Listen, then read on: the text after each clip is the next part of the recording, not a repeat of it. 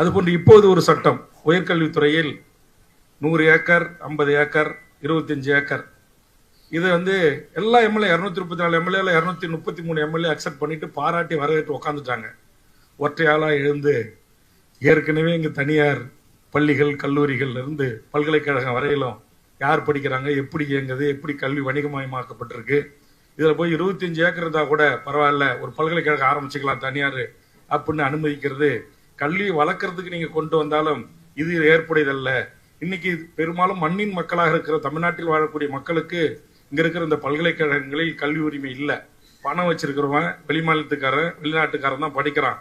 மீண்டும் இது மாதிரி தனியாருக்கு தாரை வார்ப்பதற்கு அரசே இதுக்கான சட்டங்களை இயற்றி அனுமதிக்க கூடாது என்கிற கருத்தை ஒற்றாளாக நின்று போராடி அதற்கு பிறகு முதலமைச்சர் என்ன வேல்முருகன் சண்டை போடுறாரு, பிரச்சனை என்னன்னு என்னை அழைத்து கேட்ட பிறகு நான் விளக்கி என் நண்பர் உயர்கல்வித்துறை அமைச்சருக்கு விளக்கிய பிறகு அதற்கு பிறகு பேராசிரியர் பெருமக்கள் பல்வேறு அரசியல் கட்சி தலைவர்களும் அதற்கு பிறகு அறிக்கைகள் தந்த பிறகு அதையும் ஏற்றுக்கொண்டு அதையும் மாண்புமிகு தமிழ்நாடு முதலமைச்சர் அவர்கள் தற்போது ரத்து செய்திருக்கிறார்கள்.